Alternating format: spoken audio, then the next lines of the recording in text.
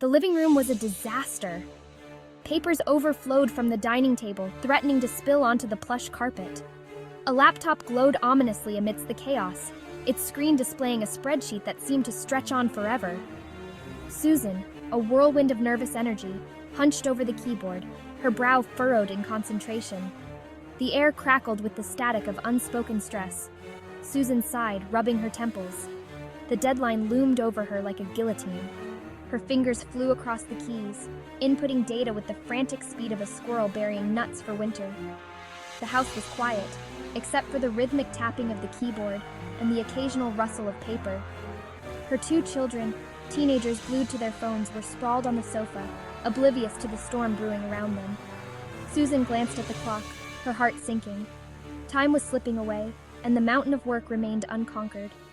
Suddenly, her eyes caught a headline on her laptop screen. "Your brain works just like a computer." She stared at the words, her frustration bubbling over. The comparison felt like a personal insult. A computer?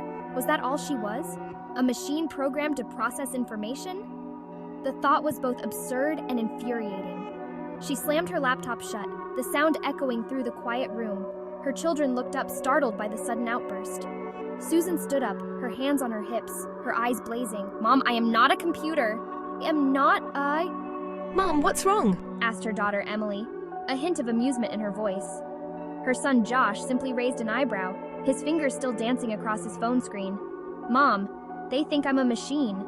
Mom, a machine that can be programmed, updated, and rebooted." She was a human being, with feelings, thoughts, and a soul. Emily giggled, finding her mother's outburst amusing. "So, does that mean you have a hard drive, Mom?" Josh finally looked up from his phone, a smirk playing on his lips. Maybe she needs a software update. Susan glared at her children, her frustration momentarily forgotten in her exasperation. "Mom, very funny. You think this is a joke? I'm being compared to a piece of plastic and silicone." She picked up the laptop, holding it aloft like a trophy. "Mom, do I look like I have a USB port? Do I have a power button? Do I need to be plugged into function?" Her voice dripped with sarcasm. She was a human being, not a machine. The children exchanged glances, trying to suppress their laughter. Their mother's dramatic performance was both entertaining and slightly concerning. They weren't sure whether to laugh or offer comfort. "I feel things," Susan declared, her voice filled with passion. "I laugh, I cry, I get angry. Can a computer do that?" She looked at her children, challenging them to disagree. She was a whirlwind of emotions, a vibrant tapestry of human experience. A computer could never replicate the complexity of her inner world. "I create, I imagine, I dream," she continued, her voice rising in intensity. "I write poems, I sing off-key, and I dance like nobody's watching." She spun around the room, demonstrating her point with a flourish. "I can appreciate the beauty of a sunset, the smell of freshly baked cookies, and the sound of my children laughing. A computer can't do any of that," she concluded, her voice ringing with triumph.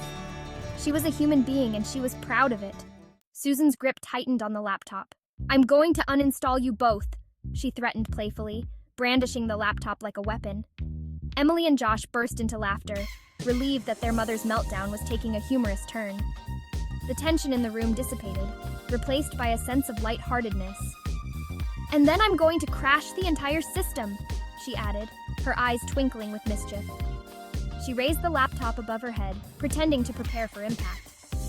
Emily and Josh ducked playfully, their laughter echoing through the room. "Okay, Mom, we get it," Emily said soothingly. "You're not a computer." "No more computer talk," he promised, wrapping an arm around his mother's shoulders. "I think I need to reboot," she said with a sigh, a hint of a smile playing on her lips. The tension had finally broken. Susan, Emily, and Josh were now huddled together on the sofa, sharing a pot of tea and a plate of cookies. The chaos of the earlier scene had been replaced by a sense of warmth and connection. The living room, still cluttered, now felt cozy and inviting. "I'm sorry for the meltdown," Susan said, a sheepish grin spreading across her face. "I just get a little stressed sometimes." Emily and Josh nodded understandingly. "We know, Mum," Emily said, squeezing her mother's hand. "But you're the best mum in the world, even when you're acting like a crazy computer." Josh chuckled, adding, "Maybe especially then." "So," Susan said, a mischievous glint in her eyes, "who wants to help me delete these spreadsheets?" The children groaned playfully, but they knew it was a shared task.